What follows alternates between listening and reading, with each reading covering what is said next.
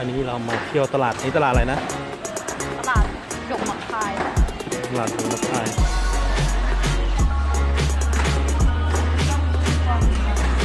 เดินไปทางไหน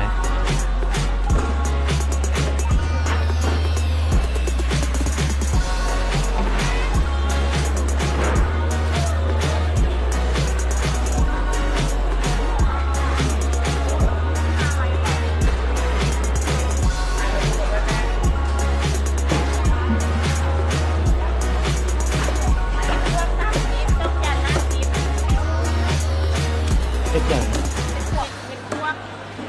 อันนั้นเห็ดเพิ่งมันเหรออันนั้นเห็ดเพิ่งอันนั้นแอนตะนอเป็นแซมยังคดเท่าไหร่เห็ดตัวนี้อันละ35,000แจ็คบอลอ่ะแจ็คแจ็คเห็ดเพิ่งบอลอ่ะอยากกินก็อยากกินก็อยากกินมันหวานมันขมๆว่ายังไงมันแซ่บแบบแจ็คที่หู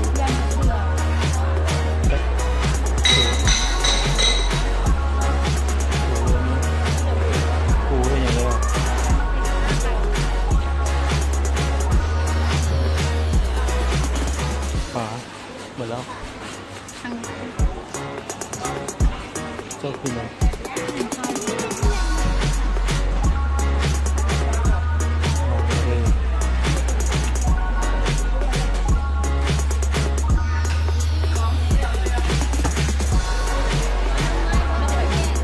อยากได้เดียวลองถามแม่กินได้ป่ะเท่าไหร่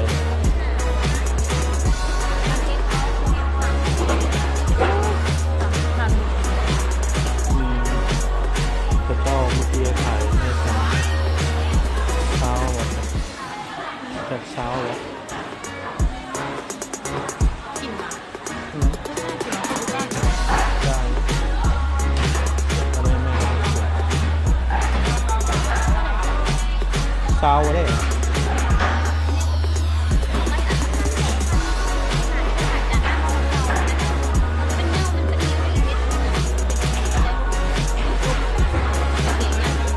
คุณโดนเหรอหนึ่งเก็บมือวานนี่มันนี่ก็จะเป็นแม่เด็กตำรวจคนตำรวจเนี่ย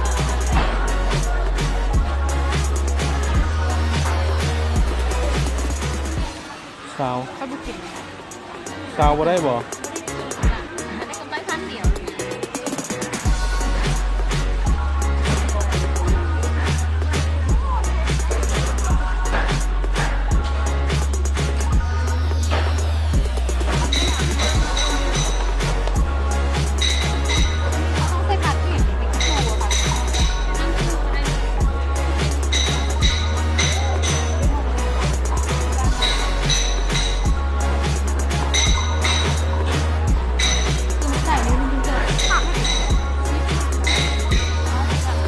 ฮะ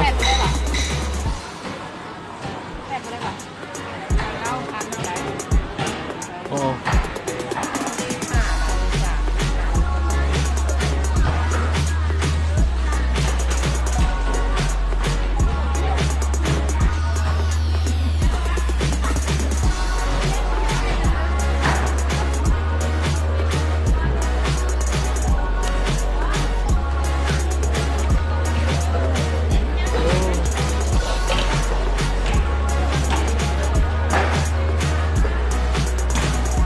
จานนู้นได้เยอะกว่าอีกจานนี้ได้เยอะกว่าอีก30แต่เขาบอกเขาจะลดให้นี่นะครับนี่เราอันนี้ก็เพิ่มตลาดเลยฮะตลาดดงหมากคายเถอะแล้วเอาลูกชิ้นมาทอดให้คำแซวด้วยโอ้มือกิน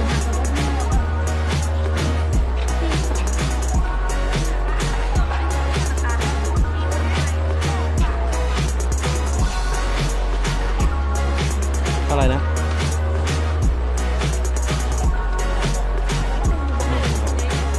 ว้าวจัดเงยอย่างไรคือยาวเกิดแค่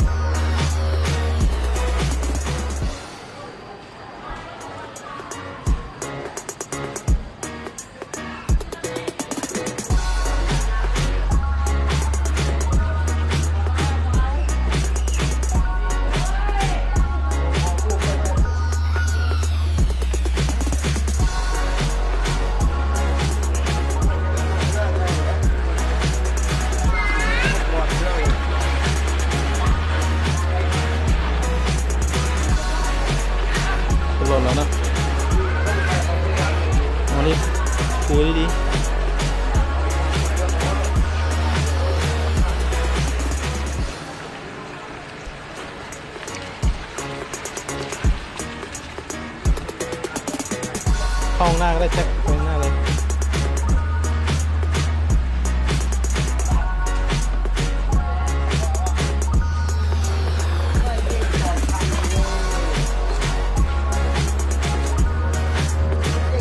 ชิคกี้ที่ไหนอ่ะตลาด ร้านโด่งมะคายโด่งมะคายโด่งมะคาย มันอยู่ตรงไหน อยู่ใกล้ๆกับดอนหนุนมันเป็นตลาดของป้าของหนู ถึงแล้ว อ้าว แม่ไปไหนเนี่ย ฮะ